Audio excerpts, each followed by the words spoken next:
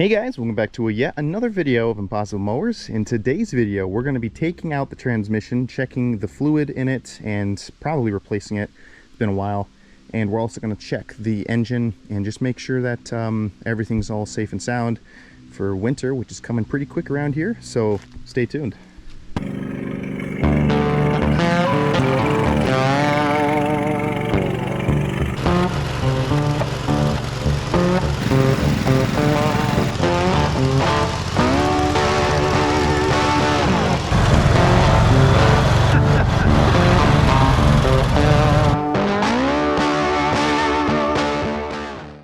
Alrighty, first things first, let's get this puppy in the shop. Alrighty guys, got the unit, the old Winnie the Pooh in the shop.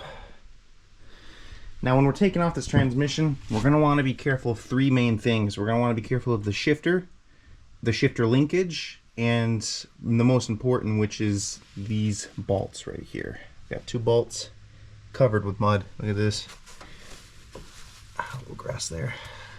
She's definitely she's definitely been needing a service, that's for sure. This thing, I mean, whew, you guys know what it does. If you don't know what this thing does, check it out on the channel. Probably, you know, might leave a video in the description. Jeez, look at that big clump. Shoo! This thing definitely works. So we're going to want to be very careful here. These transmissions, they're not terribly heavy, but they're heavy enough to say heavy. If I had to wager, I'd probably say they're about 10-15 pounds. That might be overshooting it. But what we're definitely going to want to do is take off these tires first, jack it up, and see what we're looking at. Actually, you know what? Now that I'm thinking about it, these might actually be a little more than just 15 pounds. Because I actually remember, this is the same transmission that's in this one, and that was a heavy son of a bitch. But, okay, this is not... Alrighty guys, got Winnie the Pooh in the shop here. Definitely a lot of gunk on it. Oh my goodness, look at that. Definitely been in need for a service. If you guys don't know what this mower does, it's part-time mower, part-time off-roader, and it does a lot of the big jobs, plowing, you know, you name it. We use this thing all season. And if you want to see this thing plowing or lawn mowing or anything like that, check it out on the channel. But we're going to want to be careful of a couple things here. These oil-cooled 6-speeds, they're a little different than the greased ones, and I say that because the shifter position, sometimes they're the same, sometimes they're not. So don't walk in here thinking that your greased transmission is going to have the same shifting linkage or spot as your oil cooled. Sometimes they will, sometimes they won't, so you just got to be careful. We don't want to bend any linkages. We want to make sure that as we're taking this transmission out, everything is disconnected. We're also going to want to be careful of the transmission's weight. When we unbolt this transmission on the jack, it's going to want to go down like this because most of that weight is up here. So it's going to want to go down like this. We're going to have something to catch it on the bottom, and hopefully we can guide it down to the floor, drag it out. If I had to guess the weight of this transmission, I'd say anywhere between 20 to 25 pounds. So it's not terribly heavy. You can definitely carry it around, but it's got some weight to it, and we just don't want to have that smash on the ground or flip because the filler cap is on the top, and if it flips, we don't want to make a mess. I don't want to make a mess more than we have to, at least more than we already have. This stuff we can vacuum up, but the oil, we'd have to use the kitty litter to absorb it. But I think the first thing we're going to do is we're going to jack the rear end up. I think I got jack stands laying around here. We'll jack stand the rears just so, you know, nothing happens and it doesn't fall. And then we're going to take off these ag tires and take it from there. So let's get it going. Alright, ladies and gentlemen, we're going to grab our pliers here and jack this puppy up. A few moments later. Alrighty guys, got the jack all jacked up. Wasn't able to put my jack stands underneath it. They look small in the video, but I promise you they are bigger than you think, and they just won't fit underneath there. They're a little too big, and I have some of my smaller ones over on lifting up the Ford right now. So I don't think it's that big of a problem. It seems to be hanging on there pretty good. We're not crawling under this thing at all. But this will work just fine. We should be able to take off the shifter through this side, because the shifter has an arm that reaches right down to about here and then goes across like this, and there's a linkage going from over here to the transmission shifting arm, which is on this side here. So we're probably gonna just take off the wheels, both sides of it right now, and see how far we get. I do have the transmission in neutral. I'll explain to you why as I'm getting things ready here. When we're going to empty out this thing full of fluid, the neutral position has a hole on the inside of the arm, and that hole in neutral allows fluid to come out. So you can see here, probably not the best video quality, being that light here is pretty interesting. Got one clip. Plenty of grease on these, that's good. Set those right there for now. Let this puppy up. Beautiful. Damn, that's a heavy tire. Want to make sure we keep an eye on the key. Let's see, the key is not on the shaft, so it's in here. We do not want to lose those keys. I have spares in the old US General, but just for people that don't have spares, just keep that in mind. Be a little careful with that. Jeez, there's a lot of grime on there. Plenty of dirt on it. Damn, it's definitely caked. But there's no sign of any seal leaking. Nothing's wet, it's just grease, which is good. That means the transmission is cooling itself without losing any sort of pressure from any bad seals, so that is a good thing. And you can see here's the side of the transmission. Actually, I think it does have a leak, but it's super small. It looks like it actually leaked at one point, but something plugged it up. The transmission's been quiet though, so that's a good thing. But you can see, let me see if I can get a light. This is pretty important to get a gist of. Let's see here. Which light to choose from, whichever's not dead. That one's dead. Dead. Jeez, are these all dead? Dead. Okay. Use the old smartphone here. Gotta get batteries for those. Okay. So you can see right here, here's one side of the transmission. And you can see right here, that is our arm that reaches to, it's our linkage that reaches to the arm of the transmission, which then rides on this long shaft that goes across the frame and up to our shifter. You can see right there, that's the arm. Geez, move the phone so it's not shadow. There it is. The filler should be right behind this arm, if memory serves me right. Hopefully it does. So what we're gonna do is, I'm gonna take this side of the tire off. I might try to use the tire, or I might try to find a block to secure that frame, because I'm seeing now it is starting to teeter-totter. So we'll try to get that secured up. The bolts don't look terribly rusted. One thing that can happen with these is so much rust builds up around here that you can either break the bolt or they're just really difficult to get off. But these don't look too bad, I've seen worse. And this side seems to be the same story. So I'm gonna secure the frame and we'll get that tire taken off. Alrighty guys, got the whole unit secure. Found some cinder blocks I had laying around. I think actually these are what I use to do Chuck's oil changes with, because the jack stands can get a little weird sometimes. They're so big and the frame's so thin, it just kind of teeter-totters a little bit. These are better though. So we got a bolt right here, same thing on the other side, 2 bolts here, 2 bolts there.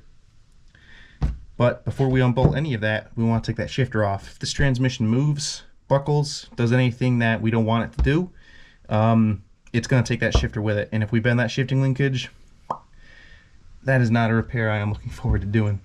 So we're going to need some small wrenches for this. We're going to need 2 wrenches, or you could get away with using 1 set of pliers and then 1 wrench. Either way, a wrench is involved. I think, if memory serves me right, we're going to need this one. This one or this one.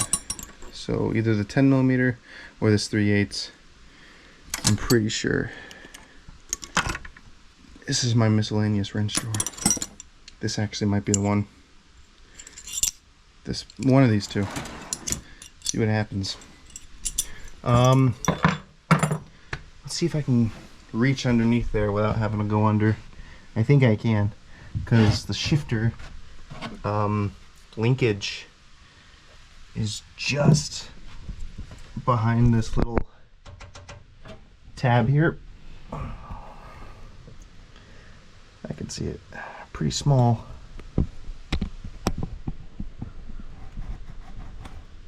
Okay. Well, we're gonna take that off and I'll turn the camera right back on after we do that. Alrighty guys, got the shifter off. There she is right there. Off that little fork, or that little arm, I should say. And there we go. One thing you do want to make sure you keep in mind is where your shifter arm position is, so that when you go to reassemble the transmission and you go to put everything back in, you just make sure that you're not mixing up numbers, making sure reverse isn't 2, stuff like that. We'll show you how to do it.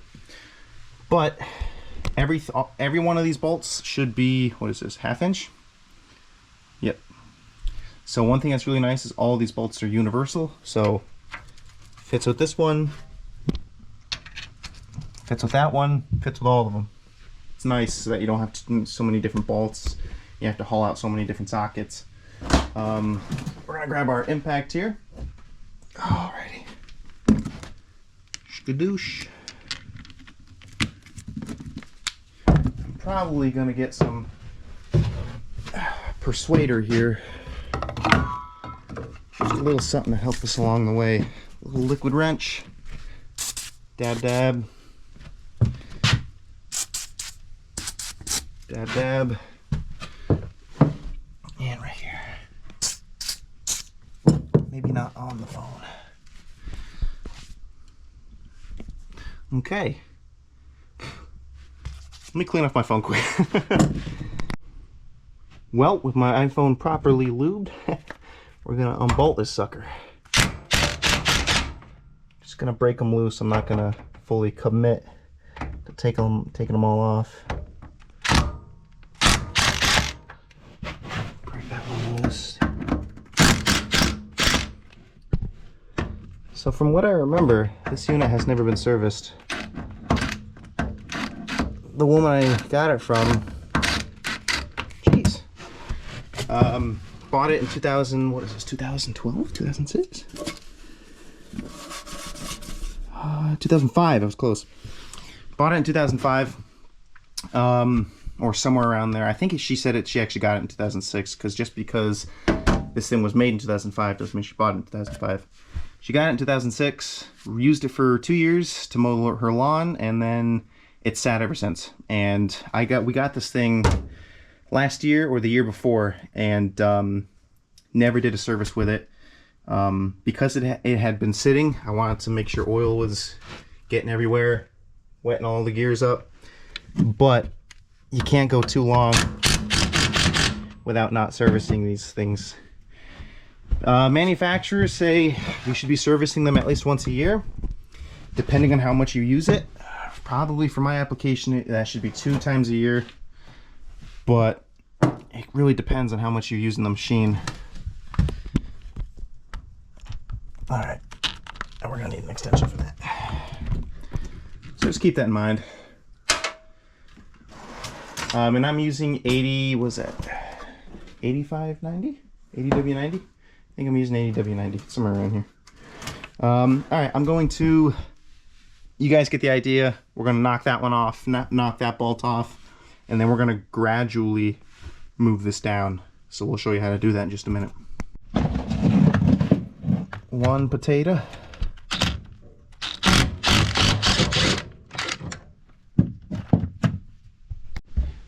Two potato. Here we go. And so now we're gonna drop this down nice and easy. I'm gonna see if I can't set up a little stand here. Okay. So we do not want to just start tearing bolts off. Why? If we start tearing bolts off, the transmission's going to want to go like this, and it's going to put pressure on the other bolts, and we are going to make a mess. We don't want to ruin the threads on these bolts, let alone ruin the aluminum casing on the transmission here. So we are going to gradually lower them down, and what I'm probably going to do is I'm going to use a tire, most likely the ag tire here, because that's like the best cushion we have. And I'm going to set it underneath the transmission so that when it falls down, the transmission will gradually, move this jack here, the transmission will have something soft to land on. But, there we go. So now we got a nice cushion here, so when it drops, we're not going to break or crack anything. I don't think it's going to want to touch the rim, but even if it does, we're going to be able to guide it down. It's not just going to want to drop. But before we actually get to that, almost forgot. We just got to take this clutch pin off here. Really easy. You just take this pin off like that. Remove the washer. And you pull the brake backward. Yes, I will be getting brakes for this actually before the winter, because it needs it bad. There's like no brakes on this thing. Oh, come on. Sometimes you can get it with one hand, sometimes it's tricky because there's a spring right here. See if we can get it with one hand. Alrighty, got it off. Damn, that sucker was on there pretty good. So now what we're gonna do, put you on the stand. Okay. Grab the right wrench. Almost wonder if that's a 13 millimeter. On the money. All right, so we're gonna loosen this puppy up. Tires in the way just a little bit.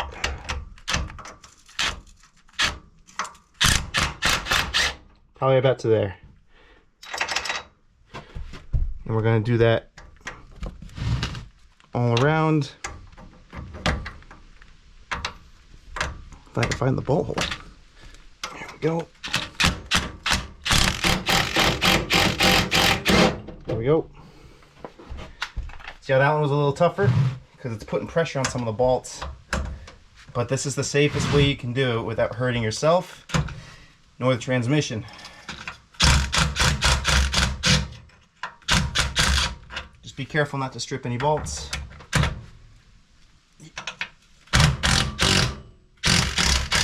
And you'll be fine. Alright, see how that last one? It's starting to come down now. So now we're going to work backwards. So we're going to do these front ones first. Reason why, they have the pressure on them. And we'll just kind of walk it back and forth and just see if we can't get it to come down gracefully. So let's see what we can do here. You can really do it any way you want. You just gotta take it easy and slow. If you just start unbolting these and it drops, yeah, these transmissions are very expensive. They're almost $1,000 brand new. I think this one, I looked it up and it's like $680, something like that. But with shipping, it's probably like $700. So almost $1,000. Not quite. There we go. Gonna work the other side here at the same time.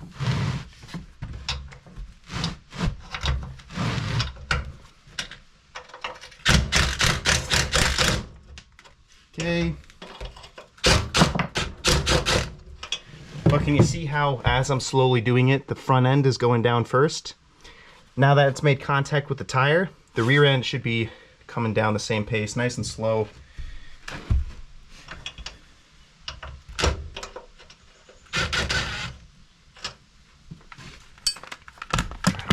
gear 2. This one we could probably just completely take off. Make sure we don't lose our bolts here. A lot of people make the common mistake of thinking the rear of the transmission is the heaviest, but it's not. The reason why is all your gears, there's 6 gears, a rod, another rod, and a chain. The chain rides from the gears to the bowl gear, and then you have your axles here. This is the heaviest side because that's where most of the oil is. That's where most of your gears are. That's just the way this unit is. Let's see, I think just 1 bolt left. And that's it. This is the last one. Gonna want to be careful. I'm probably just gonna take this off with the wrench. Make sure this is set good enough, which it is. And you know what, just for safety, because I don't want to hurt this transmission, I'm gonna take a slab of wood, place it right under that bowl gear, because I don't want that hitting the rim. This is kind of a backwoods way of doing it. If we were rich and had lots of money, we would probably use a motorcycle jack, or I'm sure there's some sort of low profile transmission jack you can get out there. But you know, this way works pretty good. You don't have to go spending hundreds of dollars on transmission tools. There you go. See that? Transmission is safe. We can now slide the board off. It didn't end up actually touching the rim. That's kind of cool. I wonder if it's just because the bolt's here though. Yeah, no, look at that. Neat. Is there another hanger there? No, okay. That's just the transmission. All right, so now we're gonna gracefully pull this out. We wanna be careful. If we just start rushing it, we don't want any hangers. I'm noticing that there's a stock transmission belt keeper in the back here. We don't want that hanging up on anything. We don't wanna damage anything if we can help it. In fact, you know what? I might jack this up just so it's a little easier on us. And maybe we'll just pull it off to the side. Hopefully you guys can see this pretty good. Yes, you can. Alrighty. Actually, I might not even need the jack. It seems like it's actually just gonna slide out with. Hopefully. It's catching on the hanger just a wee bit. Let me think. I'll probably jack it from the back here, this corner, and just see if I can get one side to get a bite. Not too much. Just enough for that side to free up. It's hanging up on something. I believe it's the brake system. All right, I got it. Body. Okay, so I see. Wow, I feel like a rookie. Forgot to take the belt off. You can see it right. I don't know if you can see it, but the belt's on it. That's what's causing our drag. I'm gonna pull this forward toward the belt. There we go. All right, let me quickly take that belt off and we'll slide the transmission out. Alrighty guys, with the transmission all out, it is looking pretty dirty, but not bad. This pulley's actually not that badly rusted. Spins pretty all right. I think it's neutral. Nope. Where's neutral? Anyways. So, looks brand new right there. Huh. So, this is most likely what your transmission's looking like, whether it's an automatic or a manual, you know, after a few seasons of mowing. See how it's all getting clogged in the fins there? That's going to add to overheating problems, and you don't want to have your transmission overheat on you. These things will get hot, especially if you run them the way we run them. If you're only using them to mow your lawn, you know, it's going to get hot, but, you know, it's not going to damage it too badly. But we use our mower, we use this thing pretty good. So this is definitely not going to be good for it. So we're going to vacuum it up, and you can see the filler plugs right here. It's a little rubber filler plug. And I'm smelling this. I don't even think this is oil. I think it's just rainwater, if I'm being honest. This doesn't smell at all like transmission fluid. So that is awesome, because I was getting a little worried. I was like, Jesus, you know, as we're pulling this out, I already blew a seal out, you know, or I got a leaky seal.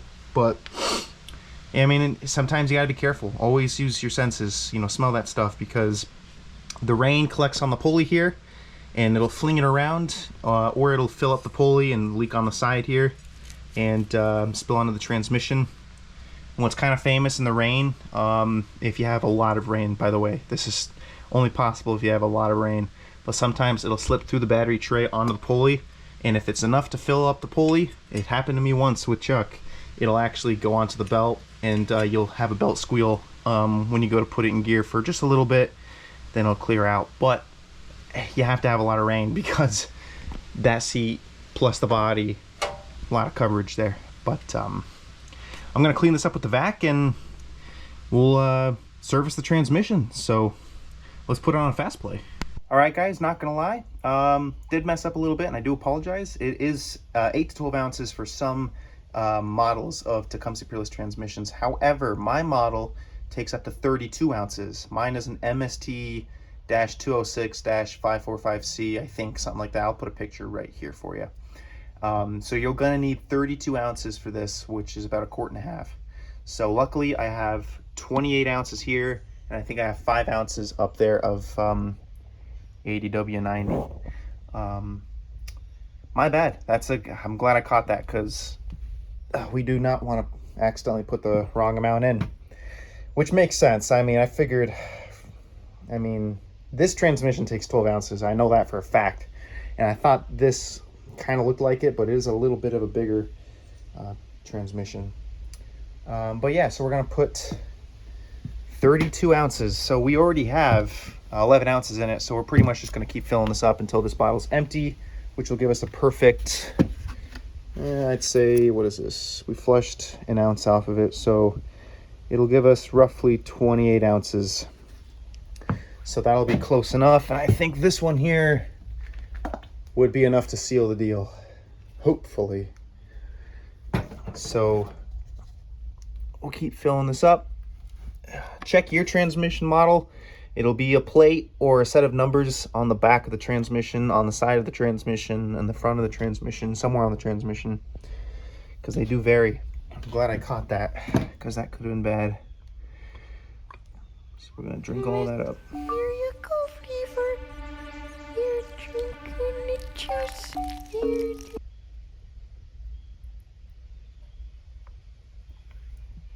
Whew, that was close. Nope, yep, it's gonna gurgle. It's kind of cool to see it gurgle.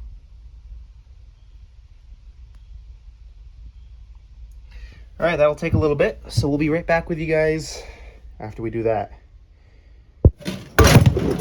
And bam, all done. Shoo-wee! That was textbook, you know, it was perfect. Oh my goodness, I love it when mowers just, anything really, machines, they just, if you take care of them, it does reward you when you need to fix them, because that was smooth. I mean, for a mower that has been sitting for a long time until I came around, it's amazing, honestly. While I was there, there's a few things, or at least while I was assembling it, there's a few things I want to tell you guys. Number one, always make sure you check your axle shafts, grease them up if you need to be, because if they need to, just because, you know, you're there, you might as well check it out. Clean out your keyways, just make sure that everything's all clean and greased. I use blue grease, which is for weathering, it's for water. You know, this thing sees a lot of mud, so I use that kind of grease, but really any kind of grease does the job. Red lithium, I usually run red lithium grease on these units, but I ran out, so I used some of the blue stuff. But I mean, just look at that unit. Damn, looking good. So this thing's gonna be happier than a pig in shit, I tell you. It's gonna be clean, it's gonna be cooling a lot better, shifting smoother. it's just going to be better all the way around. I did notice though, okay, this is supposed to have 32 ounces in it. We only had about 8 ounces come out, not even. The fact that it had been sitting since 2006, and then I got it back in 2024, 2023, could be the reason why. But I did notice there was a pea-size hole, gasket hole on the side here. It's so small. It's been about 3 hours, and it hasn't even dripped yet. It's just like, you can see it starting to drip, but it hasn't even dripped yet. So I think that's fine, you know. It happens with these units. When they're assembled at the factory, they use a gasket, almost like a silicone-based gasket, to assemble the case. And over time, the the case pressure and just the old wear and tear that you get with these transmissions, it wears the gasket out, and at some point you do have to take the transmission apart and regasket it, reseal it. But I mean, it's kind of the same story with Chuck. It's a small leak, but this one doesn't leak, period. But this one, very slow leak. I actually, you know, I may even think that it's not even a leak. It could have just been access from when we filled it. Either way, perfect. Really good job. I'm very happy. One thing I forgot to tell you guys is, and I'll show it to you right now, when you're shifting these gears, be careful and make sure you pay attention to the gear that you're in when you're taking on and putting back your shifter arm. I was in 6th gear. That's the furthest that way you can go. So the arm is going to be a lot more vulnerable and easy to get to. So you want to make sure you're not in 3rd gear and you assemble it, because then you're going to have 6th gear. You're not even going to have a 6th gear. You're going to have like reverse is neutral. I've done it so many times with Chuck, it's not even funny. So just make sure, you know, you write down or just remember, okay, I'm in 6th gear or 1st gear. And you just want to make sure you put your transmission arm accordingly to that gear. You don't want to have to come back and jack it up and change your gear just because of that. Also, I'll show you right here on the screen, I was able to look up the model number, and I have all the information here on this transmission. So if you have this transmission, screenshot it right here, right now, while it's on the screen. This is everything you need to know: your gear ratio, your pound-feet of torque, how much it can handle, how many ounces you need, what type of oil to get. It even tells, I'm pretty sure it even tells you the year of the unit itself. So that's pretty cool too. So if you're looking to pulley swap something like this, that's the information you're going to want. Gear ratios are important. Knowing how much pressure and how much pound-feet of torque it's putting out, that's going to be important. But I mean, all in all, very, very happy. So I'm going to stop John right now. We're going to go to the front end, and we're just going to pull the plugs. We're going to look at the fuel filter, just kind of look at the small stuff, making sure it's dialed in, and that'll be it for today's video. So without further ado, let's get into that motor and see what's happening up there. Alrighty guys, got the old socket here. Just going to pop off the spark plug and just see what the story is up in there.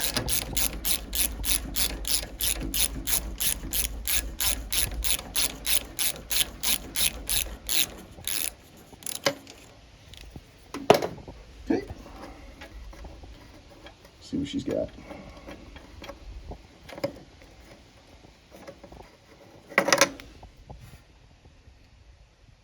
Oof. Okay. Definitely running rich. Alright. It's actually, believe it or not, it's not as bad as it was before. This was all just, yeah. Let's see. Yeah, okay. Actually, that might just be carbon buildup from all the times I have to choke it to start it. But either way, I know it has been running rich, guys, for a while. If you're new to the channel and you're looking at this, I know I'm aware of it. If you know the history with this, Poulan, skip past this. But just to give you guys a little update, for those of you who don't know, when we put this Briggs & Stratton twin in, it already was acting up. I replaced, Hypa sent me a carburetor, fuel pump. We did a fuel filter, air filter. I even checked the rocker arms, making sure those were tight, they weren't loose. We took apart the whole intake system to make sure there wasn't a clog. We took apart the whole fuel system. We replaced the fuel system. We put new coils, we put new spark plugs in, and for some reason it still runs very rich. And recently, it hasn't been running as rich as it was before. And I think that's because we've been mowing the lawn with it recently, so it's liking that higher PM, and it's not, it runs amazing at higher PM. But idle, it does kind of stumble sometimes. It's been doing that since we've owned it, and we've had this in our troop for, actually, we've probably had it ever since I started the channel. This thing, it's been around for a while. This was in Buck's Husqvarna. It was in that Craftsman, and then it came to me here in this Poulan. So it's been around the block, and it's always done that. You know, it could be a valve issue. I'm not too sure, but it's not. It's not hurting the motor at the moment.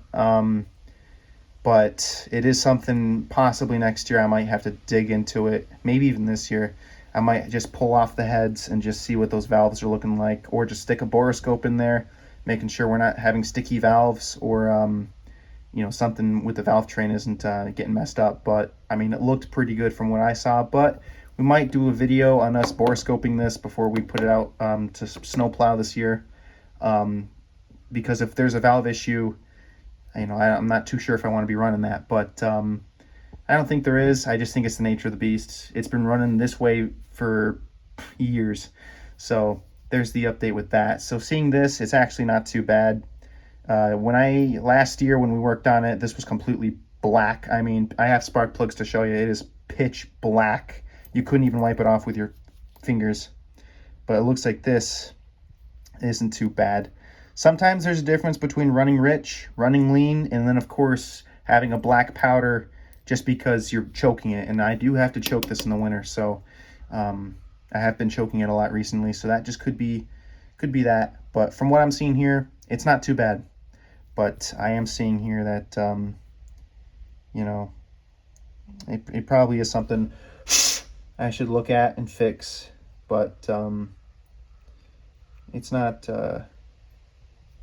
terrible. So that's not bad. It's actually good to see. What would happen is the plugs would actually foul out so bad to where the motor wouldn't run. But it hasn't been doing that this year. Thank goodness. But I'm telling you guys, if you see a Poulan like this on the side of the road, and you got a V-twin like this, pick it up, put one in. Just because it wasn't meant for it doesn't mean it can't fit. The original motor to this was a twin cam Kohler. It's on the Cub Cadet, our automatic manual, and those have got to be the worst motor I think I've ever seen in the lawnmower industry. One of the worst motors. And this one came locked up, so I replaced it with this fat twin, and it runs amazing. Runs amazing. Runs amazing. Come on. Pipa's alternator's working amazing. I do need a battery though. The battery recently died on this unit, so that is something I gotta fix. Okay. There we go. Let's see what this cylinder's looking like. Never, ever, ever judge the performance or the never judge your motor by only one cylinder. Look at both, because this cylinder could be running leaner than dog shit, but the other cylinder could be richer than a guy with a BMW. Let's see here.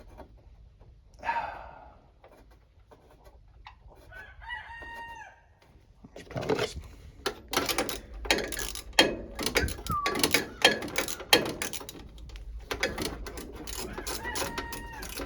There we go. Now we're cooking with gas. Let's see what this unit's doing on this cylinder. Damn.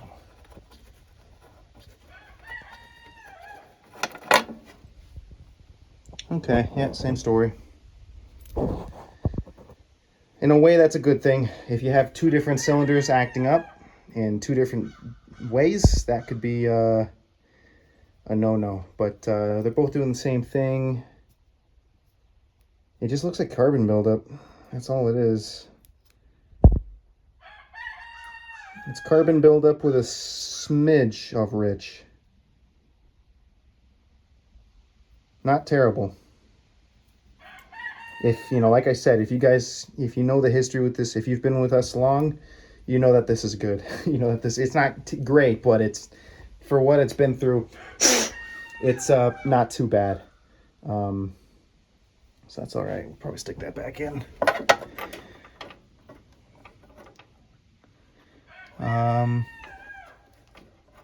Okay, let me just... I think these actually are hypo plugs. Yeah, look at that.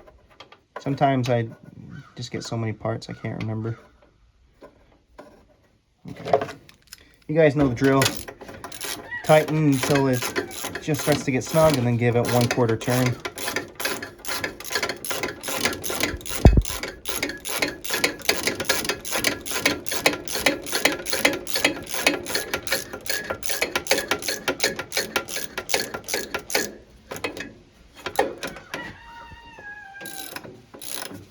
Okay, right there it's starting to get tight. 1/4 turn, not even. Call it a day. Last thing we'll check. Let's see. Alrighty. Fuel filter looks, let's zoom in on that, or I'm seeing a few particles. It's really not that bad. Okay. Fuel level, beautiful. Yeah, good oil in it.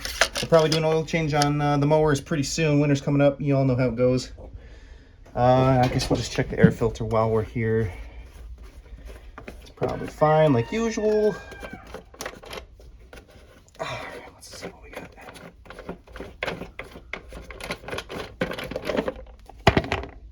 Ooh, actually cleaner than I thought. Oh yeah, okay, it's not bad. You can see where it's a little dark here, light here.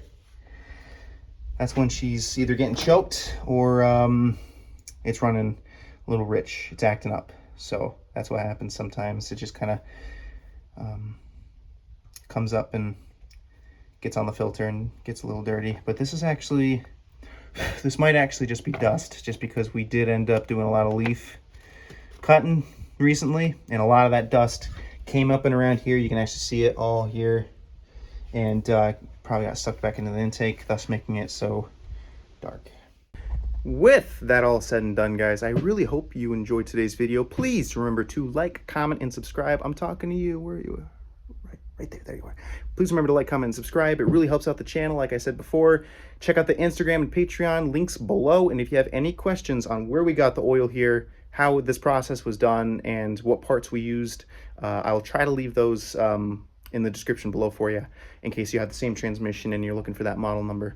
So without further ado, I hope you all stay safe, and this is Impossible Mowers out.